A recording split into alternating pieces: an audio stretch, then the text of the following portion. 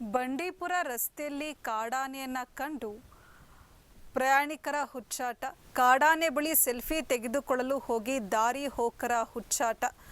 ಆನೆ ದಾಳಿಯಿಂದ ಸ್ವಲ್ಪದರಲ್ಲೇ ಇಬ್ಬರು ಪ್ರಯಾಣಿಕರು ತಪ್ಪಿಸಿಕೊಂಡಿದ್ದಾರೆ.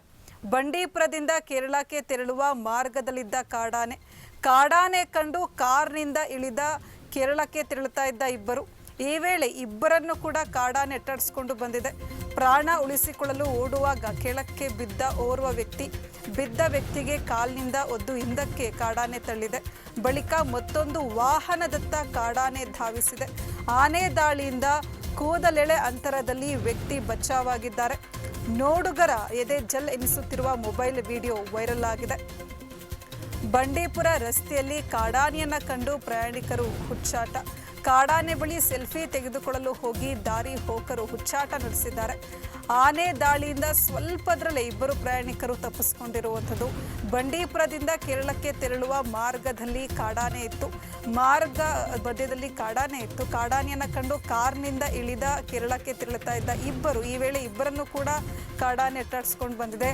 ಪ್ರಾಣ ಉಳಿಸಿಕೊಳ್ಳಲು ಓಡುವಾಗ ಕೆಳಕ್ಕೆ ಬಿದ್ದು ಓರ್ವ ಬಿದ್ದಂಥ ವ್ಯಕ್ತಿಗೆ ಕಾಲಿನಿಂದ ಒದ್ದು ಹಿಂದಕ್ಕೆ ಕಾಡಾನೆ ತಳ್ಳಿರುವಂಥದ್ದು. ಬಳಿಕ ಮತ್ತೊಂದು ವಾಹನದತ್ತ ಕಾಡಾನೆ ಧಾವಿಸಿದೆ. ಆನೆ ದಾಳಿಯಿಂದ ಕೂದಲೆಳೆ ಅಂತರದಲ್ಲಿ ವ್ಯಕ್ತಿ ಬಚಾವಾಗಿದ್ದಾರೆ.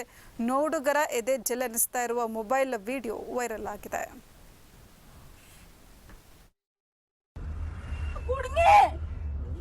ലോറിക്ക് വിചാരിച്ച നടക്കും.